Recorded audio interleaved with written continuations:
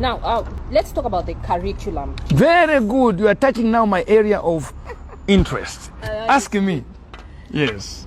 Why, for instance, do we still have in this country 9 subjects? Good. 10. Good. You know, is that realistic? Is it necessary to have that kind of... Mama, it is not realistic. It's not necessary. It is wrong. This is the kind of curriculum that was left to Africa by the colonial masters. And the idea of them doing that was calculated. Okay. Yes. Reason is simple. You know, you are learning 9 subjects. And even those 9 subjects, some of them are very irrelevant. They live with you with the curriculum of memorizing the rivers of the world. You learn about the prairies of Canada, how they grow wheat in Canada. You memorize the Mississippi River, where it is located, and the towns where the port it creates. Come on, guys. You are busy learning about the prairies of Canada, but the people of Canada don't learn about Mazabuka sugar plantation. I call this kind of a curriculum as useless one. It has no use. It does not give us hope for tomorrow. The use it has, it is less. It doesn't give us a lot of hope. Now, if I know the longest river in Africa that it is now, what value does it bring to me? It is completely wrong. We will continue, we will be perpetual dependent on foreign aid, because our system, our education system does not generate a cadre who is a critical thinker. Somebody who thinks deeply, who analyzes things. Look at the curriculum that we have. Memorizing the legs of a frog. The colors of the butterfly. I'm just from... Yes, what are you doing? I'm coming. What is happening? What are you doing? No, I'm coming. Before the people understand this, we must talk and talk and talk. This year, we are going to come up with a very, that's another vision for the ministry this year. We are going to bring key stakeholders, not a funny meeting, no, serious one, to address the curriculum so that we know how many subjects should a child be given, and what should we do if a child has interest in music. Should we give this child biology? We are wasting him, his time. If somebody is an artist, should we give him physics? Wasting their time. Let them progress with music from grade 1, grade 8, 9 up to university. Don't demand chemistry from me when I'm good at music and art. You are killing me. I was in Northern Province as PO at one time. Here is somebody who comes to my home with very good pots that he had made using the skills that he learned while at school. I said, Wamdala, where did you learn these skills from? He said, when I was at Kasamba Boys, I was good at metalwork. Oh my God. Now, why didn't you continue with your education? He said, I failed in geography and RE. Oh my God. You see, this is how we have killed, many of our people in Africa. If we had allowed this man to continue with metalwork up to Form 5, this man today would be an engineer. And that's the direction we want to move to now. Why 9 subjects? Why 8? Why 7? Why even 6? It doesn't make sense.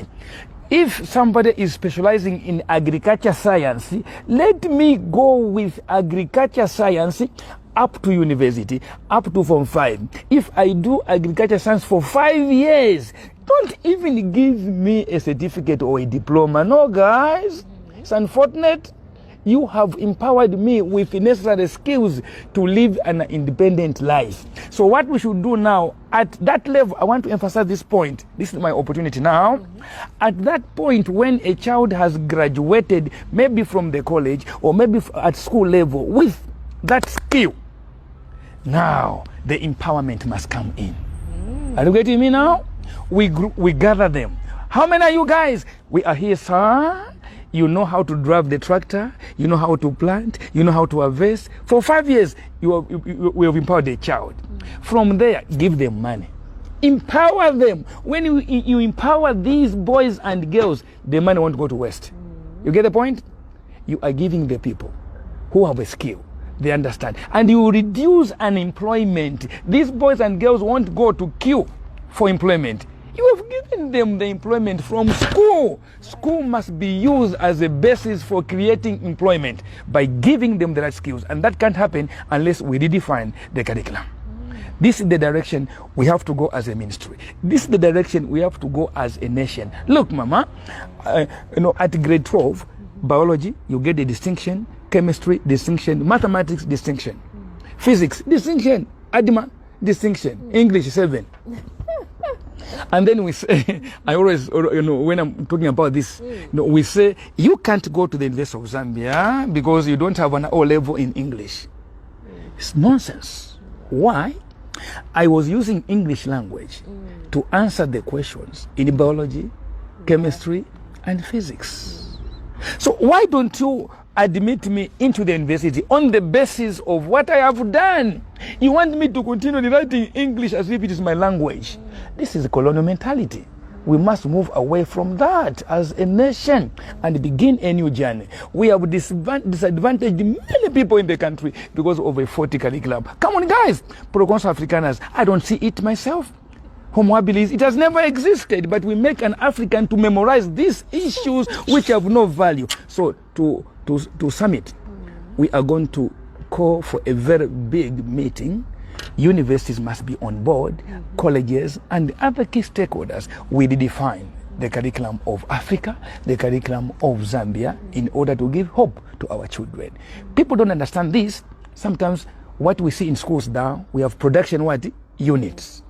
It's another way of moving into that direction. You give the boys and girls the skills that they will live with. Okay. Kablonga is just here, Mama. Every week, as they sell tomato from the school, they are generating 18,000 kwacha. Wow. Okay, so if a child is empowered with that knowledge and is able to generate that money every week, will they be going for employment seeking? No, they will live. They will also employ others. This is the kind of life that we need in Zambia. But that cannot happen unless we redefine our curriculum. But I know some people will say, no, we did this ourselves. We are doctors. Yes, we are a doctor, I know. Yeah, but others are not doctors, but they have the skill. They have mentality.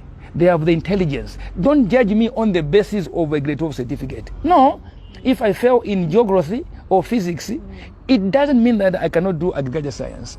It doesn't mean that I cannot sing and also paint. No, I'm intelligent in that way. It's only that you gave me the wrong subject. That's true. Yeah, so my mama, my heart bleeds when I see thousands of boys and girls loitering in the streets.